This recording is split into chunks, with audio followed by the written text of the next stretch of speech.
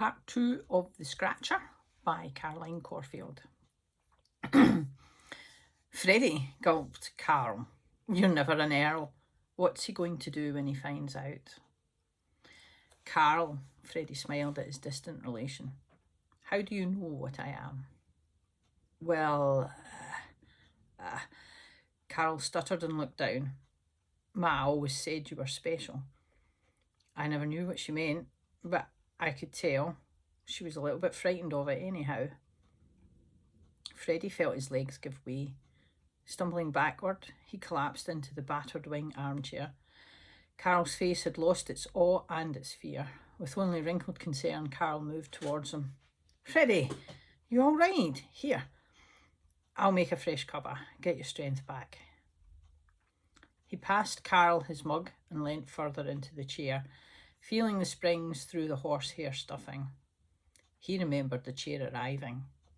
Shiny leather, smelling of saddle soap, when the harbour was still lit by gaslight. Last place to be changed over.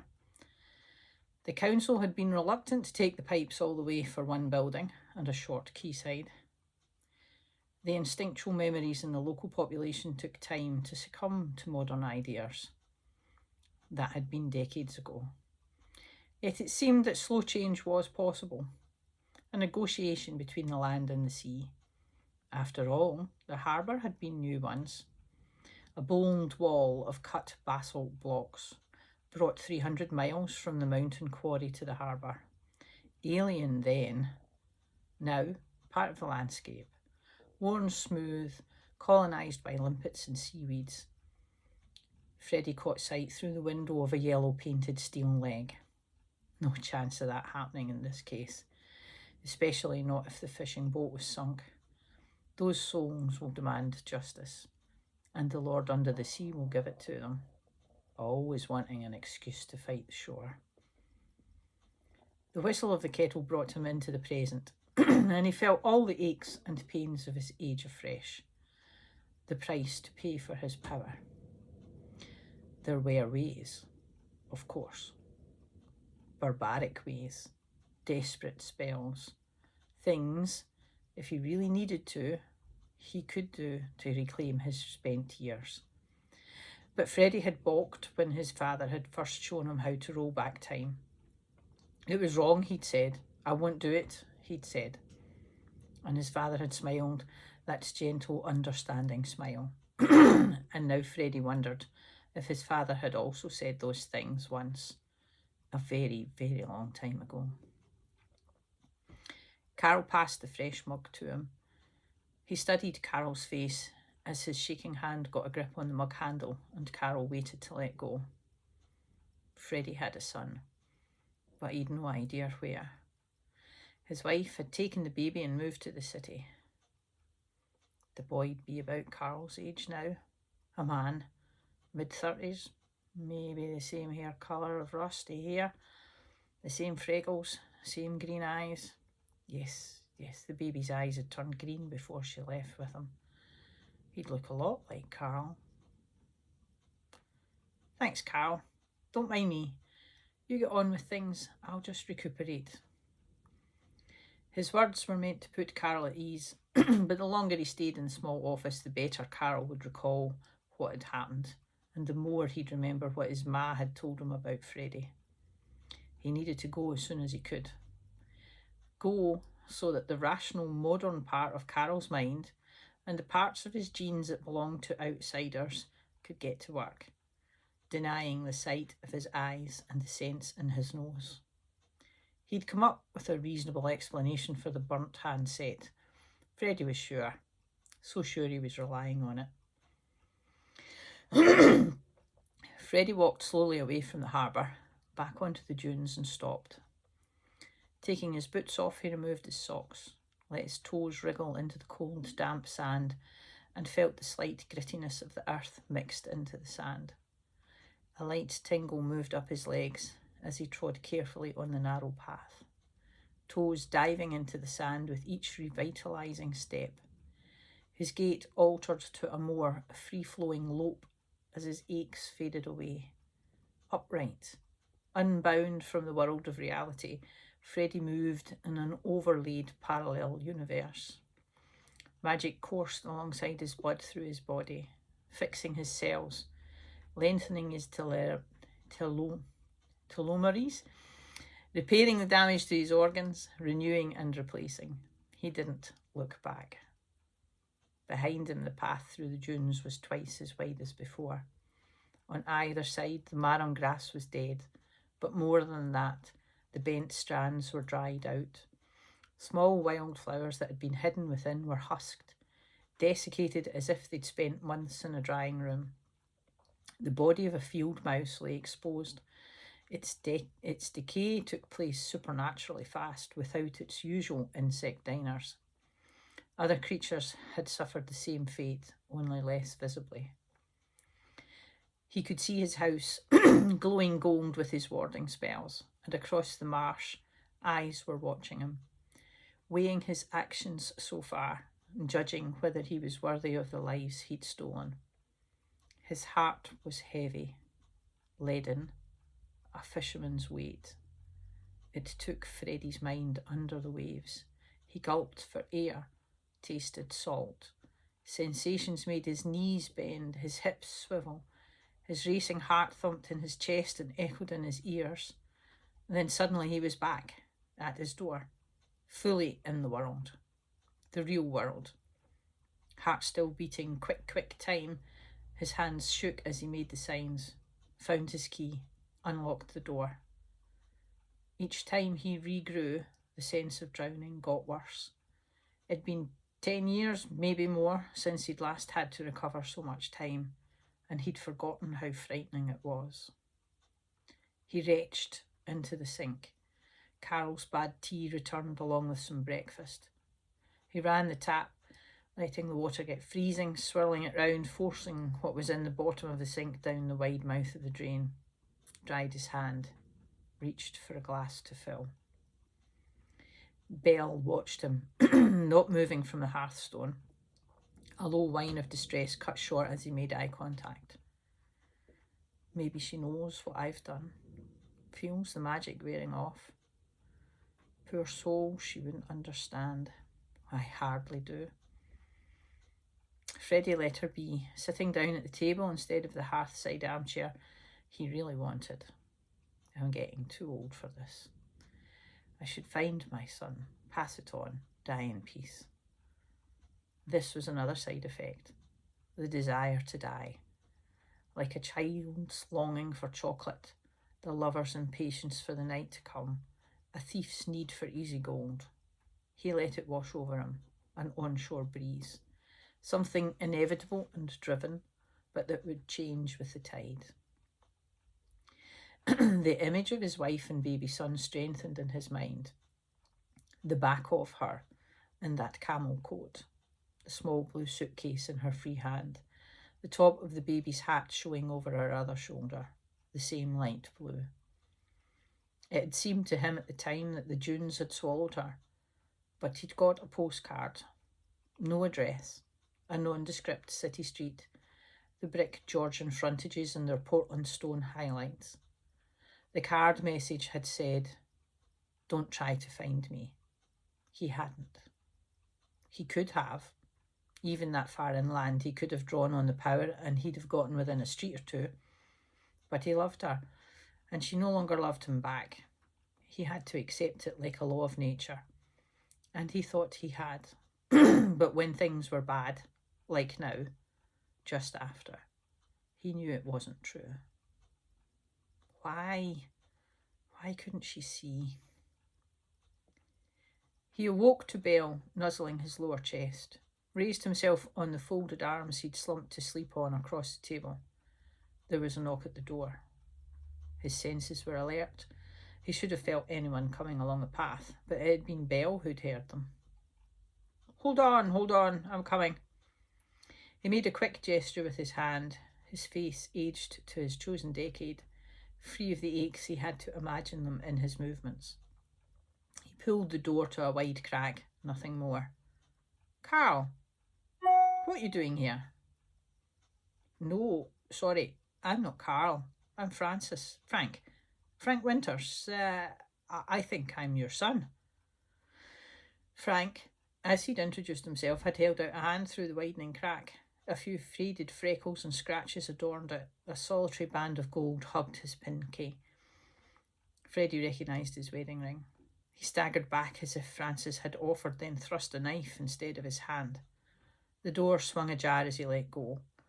Freddie reached back for the edge of the kitchen table. Frank hesitated, then entered the room. I'm sorry. Are you all right? Can I help? I'm fine. Fine. Just a bit of a shock. Francis, you say? I never knew what she chose to call you. You were just the baby. That's how it was. Here. Then. He let Francis help him to the armchair. Can I make you some tea? I don't know. Freddie's mind scrabbled frantically for meanings, portent spells, something that could reassure him. You know how to use the fire. Boy Scout. I think I can manage. Francis, turning his back to Freddie, picked up a dishcloth, taking the kettle from the cooking arm over to the sink. Freddie watched the man's muscles move under his coat. Slowly he reached out to examine the hidden latencies in his son, checking how strong he was. The power was twisted round Francis's spine, like bindweed tendrils that then stroked out along his broad shoulders. His son would have significant power, like an ox, something able to bulldoze resistance. Not the shadowy fox-like thing Freddie had discovered when he'd been initiated. A power that ebbed and flowed like the tide and worked by nudging, encouraging, persuading for long-term outcomes. Freddie was the shore, but Francis had something of the land in him. Must be from his mother. The kettle whistled and Francis went to shift the arm out of the flame with his bare hand. Don't forget it's hot, said Freddie. Ah, yes, thanks. Been a while since I was a Boy Scout. Tea? Cups? Freddie nodded at the lone cupboard next to the sink. Everything you need is in there. Francis made the tea without further comment. Most people couldn't resist saying something when they opened that cupboard. Usually something vapid yet oozing pity. Inside, there were 2 cups, 1 plate, a jar of tea, a jar of honey, and a chipped fine china cup with no handle, holding 2 teaspoons and a fork. Beer. Essential. There you go, Mr. Winters, said Francis, passing him a cup. Gosh, that sounds funny. What should I call you? You can call me Freddie. Everyone does. Freddie. Okay. I'm Francis Stephen Winters. Pleased to meet you. I'm sorry I gave you a shock. It was a shock to me when I found out too. Found out? Freddie was lost in the conversation. Francis was obviously his son, wearing his wedding ring. Something must have happened. She must be dead, you old fool. Stop hoping. Yes, Mum always said you had died. Said it was an accident on the marshes. You drowned. It sounded awful. She got so upset I only asked about it once. And then I found the shoebox in the bottom of the wardrobe. Freddie felt the grief wash out from his son and meet his own hardened sorrow. Added to it, the wave reflected back out. Francis started to cry when the combination hit him. I'm sorry, I don't mean to cry, he sniffed in. I just haven't been able to before. Freddie got up from the chair, shoved his sadness deeper down where it couldn't interfere again, and took his son's hand. Francis looked up from the kitchen chair he'd sat in. Did you feel that? He asked, his voice full of excited surprise. His grief vanished. You gave me an electric shock. Must be the cover of the chair and your clothes. Must it? I suppose you're right, said Freddie, non-committally, unsure of how to approach the discussion. I was younger when my father told me, more open to the news, and it was a different world back then. Magic was still half believed in. Tell me about the box, he said instead. Plenty of time for the discussion to happen naturally. Though in his heart he worried that it was cowardice and not prudence that had suggested so. Oh, It was just the same as the others. She died 2 months ago. I hadn't been able to start clearing her stuff, but I decided to move to the coast. I need to sell the house for that, so Frances took a deep breath in. I opened it, expected more sensible shoes, but there were photographs. Tiny black and white ones. A couple on the beach. One of their wedding day. I recognised her then. Some newspaper cuttings and the ring. She didn't wear it. Freddie was pierced once again. It appeared worse than he'd thought. She hadn't fallen out of love. She'd fallen into hate or fear or something that had told her to erase him from her life. All our sweet moments gone. Laughter, kisses, white clear like a winter storm. No, you looked so young in the photograph. I wondered then if the pair of you had been too young. Was that why? He met Frances's questioning gaze. I'm sorry, said Frances, looking away. I'm sorry, I keep saying sorry too. Frances turned back. His green eyes held Freddie's so directly he couldn't not match the intensity. But just tell me it's not my business to know why, said Frances. I'll not ask again. The connections between them grew. Freddie felt the tendrils reach out to explore him. No, he said, it is your business. Very much our business. Maybe you're right. She was too young. What's certain is that I was too old. I'd waited much longer than I should have, but I'm a romantic. I wanted love. Old? You look about 19 in the photograph. You reminded me of my son. Freddie stood up, let the years slough off him like he'd done in Carl's office. Fuck, how are you doing that? Frances's voice was panicky, yet not enough. Those tendrils were unwinding, easing up into his mind. Freddie waited. We have family secrets you need to know, he said. I think they are what frightened your mother into leaving. She saw something she shouldn't have before she understood, and even when she did, I think it was still too much. Yes, I could see her being frightened of something different. You've got some sort of anti-aging ability, but I don't think she'd leave over that. She was a very conservative sort of woman, but she was loyal and honest. Frances looked directly at him again. How does it work? You're quick, I'll grant you that, and you're right. It was the how that disgusted her, and then worried at her, until she convinced herself I couldn't control it, that I'd go power mad and consume you and her. Consume? This is too weird. You're a cannibal. Are vampires real? How does that work? Am I one too? Freddie laughed. His son smiled. The tension that had been building broke, and Frances began to laugh too. Belle got up and bounced between the two of them, wanting to be part of the joy, without knowing why she did it. No, Freddie eased himself back into the armchair. I think these days we're called warlocks. Once we were called druids. There's only a few families left where the line is true. I'd thought mine broken beyond repair, yet here you are, wanting to move to the coast. Some destinies can't be evaded. Frances smiled. Freddie saw, in its easygoing slide from toothy grin to closed lips, that Frances was only semi-convinced, despite the evidence of his own eyes. How old are you? Frances asked. Did she know? She did. She didn't believe me. Thought I'd read stuff in history books and was playing a joke on her, till she saw me renew by accident.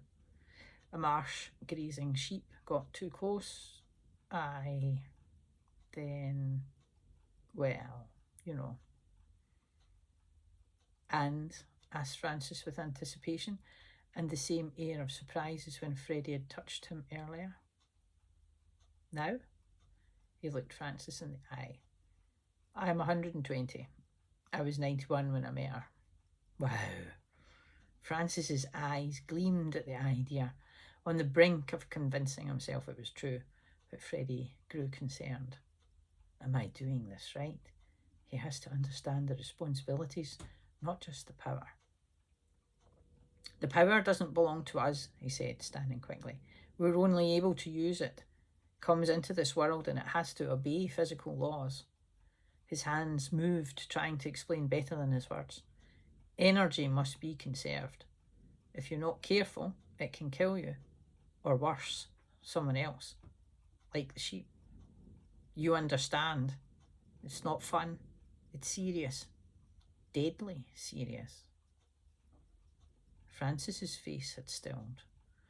Freddie sensed the tendrils had slunk back to curl round Francis's spine in protection. Realising he'd brought some of his own darkness into the weakening western sunlight of the kitchen, Freddie sat down again, waving his hand in apology. I can see why she left, said Francis, with no hint of accusation, simply factual. Mum always wanted a quiet life. It annoyed me at times, and I didn't know why it frustrated me so much. I suppose I knew I was suppressing something inside for her. There's an initiation. Freddie felt compelled to explain everything before he lost his chance or his resolve. To pass it on. Only one of us at a time. The gods of the marsh and the sand don't deal with anyone else. It's not pleasant. You'd need to think hard before you decided you wanted my life. Ha! No, I think you're safe for now. I want to move to the coast to paint, not take on some arcane mission. Is that okay? There's time. Freddie said it, but he didn't believe it. The scratcher was loose. The Lord under the sea was seeking revenge, and he was tired of standing between the Lord and the land. Good. I'd like to get to know you too.